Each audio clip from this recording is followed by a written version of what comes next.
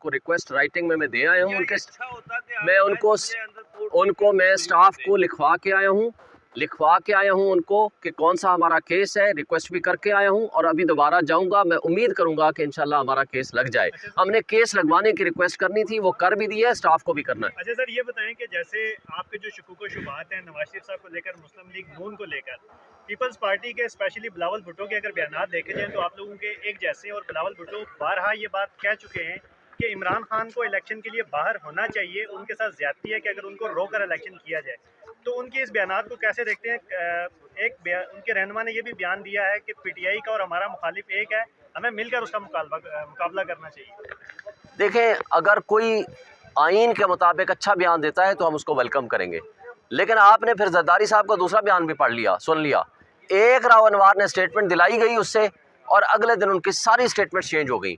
अगर ये उनकी क्रेडिबिलिटी होगी तो हम फिर क्या कमेंट कर सकते हैं? हमें बेहतर है कि हम कमेंट ना ही करें।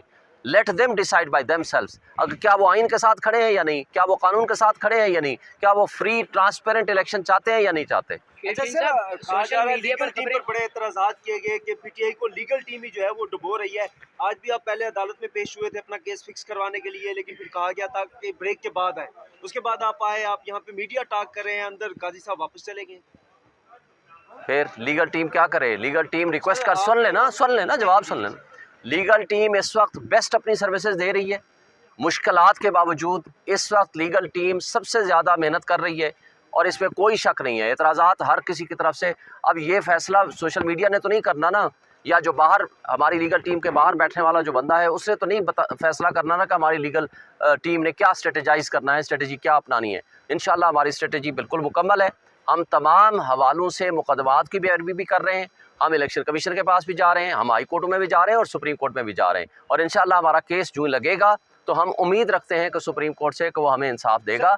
तो लीगल टीम के जो मामलात हैं वो हम लीगल टीम को ही डिसाइड करने दें, और पीटीआई का इंटरनल मामला है उसको डिसाइड करने दें। बाहर बैठ के दोस्तों का एतराज़ हो सकता है, आप हमें सजेशन दे सकते हो, हर तरह का एतराज़ हो सकता है, लेकिन हमें अपनी मुश्किलात का पता है, लिहाजा हम अपनी मुश्किलात अदालतों के सामने रख रहे हैं, और हमने हर तरह की जो लीगल बैटल है, लीगल फाइट है, उसको लीगल तरीके से कर रहे हैं।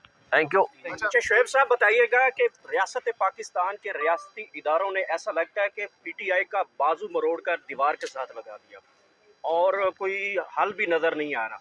आखिरकार ये मामला किस तरफ जाएगा? जब इंसाफ भी नहीं मिलेगा, रियासती इदारे इसी तरह चलते रहेंगे, तो आपको इंसाफ किससे मिलेगा फिर?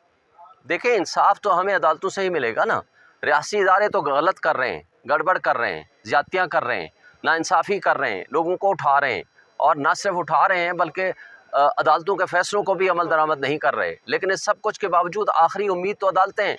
अगर हम अदालतों में नहीं जाएंगे तो किस से जाएंगे? देखें, लोगों की वाहिद उम्मीद और वाहिद सहारा वो अदालतें ही हुआ करती हैं, वरना इंतशार होता है, बददिली फैलती है, अफरा तफरी होती है, डिसअपॉइंटमेंट होती है। ये सारी चीज़ें हम देख चुके हैं, लेकिन ये इनका वाहिद हल ये है कि अदलिया अपनी कॉन्स्टिट्यूशनल ड्यूटी पूरी करे, और हम उनके पास आ चुके हैं। Thank you.